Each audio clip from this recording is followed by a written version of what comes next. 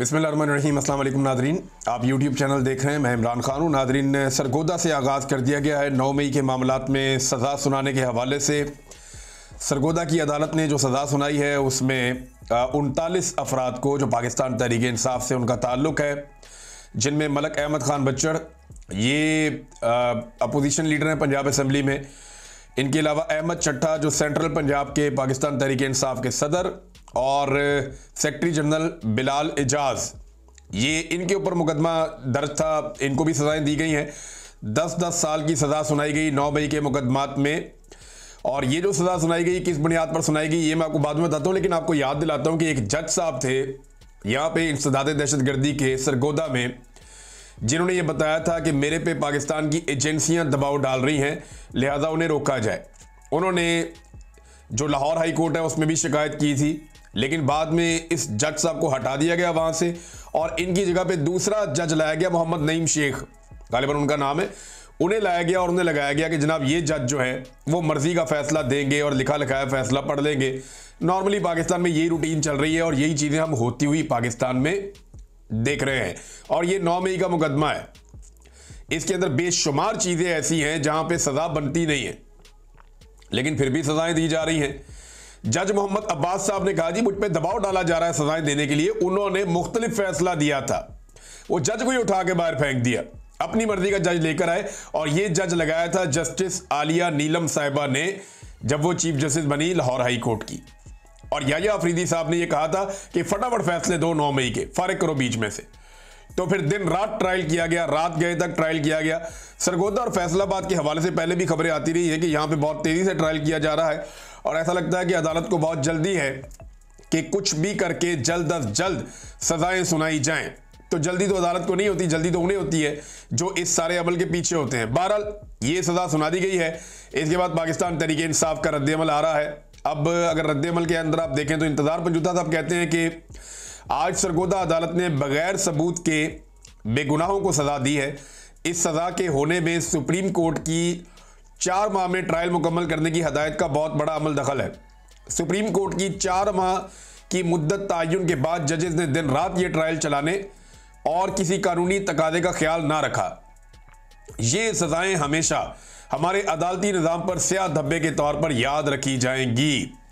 वकील क्या कह रहे हैं? वकील ये कह रहे हैं कि इससे भयानक और सफाकाना फैसला हमने देखा ही नहीं अपनी तारीख में। यानी बिलाल एजाज और अहमद चट्टा के खिलाफ शहादत ही नहीं थी, कोई शहादत गवाही कोई मौजूद ही नहीं थी। और मुझे जज साहब ने कहा था कि इन पर तो बात ही ना करें, ये तो बरी है। यानी इस तरह से जज ने पहले बात की थी।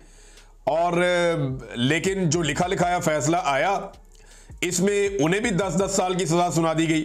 ये तहरीक इंसाफ के वकील वहां पे बता रहे कि जज ने कहा था कि ये तो बरी है, इन पे तो बात ही ना करें, ये बंदे तो फारिग हैं, अहमद चट्टा और बिलाल एजाज, लेकिन इन्हें भी 10-10 साल की सजा सुना दी गई।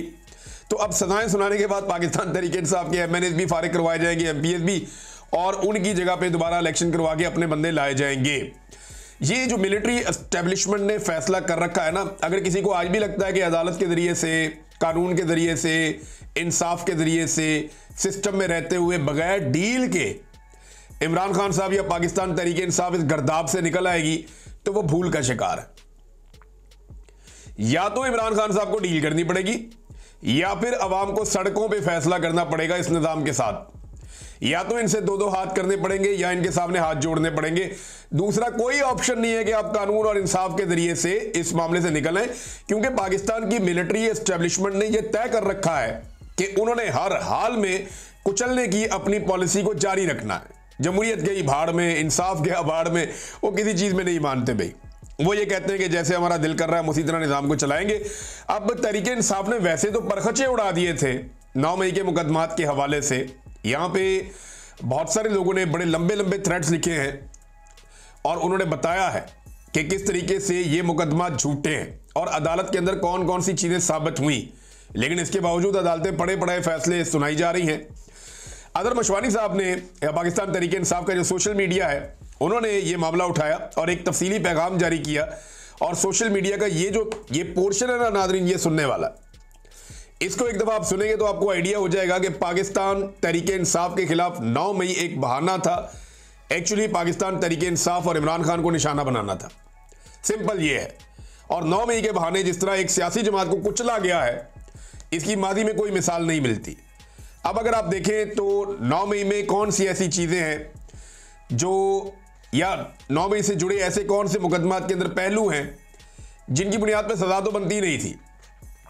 ये वो चीज़ें जो पीटीआई निकाल कर लाई है, और इसमें बेशुमार और चीज़ें भी शामिल की जा सकती हैं। लेकिन ये देखें आप, जिस साजिश पर इमरान खान समेत क़यादत की जमानतें खारिज की गई, वो साजिश FIR में सिरे से दर्ज ही नहीं है। पुलिस गवाहों ने अदालत में तस्लीम किया कि साजिश का जिक्र बाद में खुद साख्ता तौर पर बयानात में शामिल किया गया है। यानी इन्होंने जाके पहले साजिश सुन ली। भाई तुमने सुन ली है तो पहले तो साजिश शामिल करो ना उसके अंदर, FIR में है ही नहीं।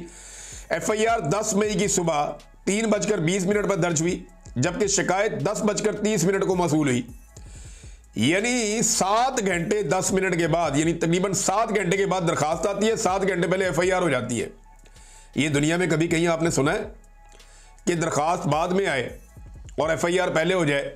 ये कैलेबरी फॉन्ट में हुआ था कि इनकी डीड पहले लिखी गई थी और वो फॉन्ट बाद में ईजाद हुआ था। ये वही वाली कहानी यहाँ पे हो गई जो कैलेबरी में हुई थी कि FIR होती है सुबह 3:20 पे, और जो दरखास्त आती है वो सुबह आती है 10:30 पे, 7 घंटे 10 मिनट के बाद। FIR में 5 जख्मी एहलकारों के बारे में बताया गया, जबकि अदालत में सिर्फ 3 एहलकारों के मेडिकल लीगल सर्टिफिकेट पेश किए गए कि ये जख्मी थे, और वो भी जाली निकले क्योंकि डॉक्टर ने बता दिया अदालत में कि पुलिस वालों ने कोई जख्म नहीं दिखाए, सिर्फ ज़बानी बताया था तो हमने बना दिया जो कहा गया। इन्वेस्टिगेशन ऑफिसर ने तस्लीम किया कि जाए वकुआ का कभी उसने दौरा ही नहीं किया। ये नादरीन इतना बड़ा मामला है कि इसमें तो सजा कभी हो ही नहीं सकती। जो स्टार गवाह थे हसाम अफजल और मोहम्मद खालिद, इन्होंने दावा किया कि वो छुपकर तहरीक इंसाफ की टॉप लीडरशिप की मीटिंग में घुसे और मेज और सोफे के नीचे छुपकर उन्होंने साजिश सुनी। मेज के नीचे कैसे छुप सकते हैं, सोफे के नीचे कैसे छुप सकते हैं, हैरत होती है मुझे। इस साजिशी मीटिंग में शुरका की तादाद हर शहर में इन लोगों ने अलग बताई। लाहौर में बताई 15, गुजरावाला में बताई 58, सरगोदा में बताई 14 और फैसलाबाद में बताई 44।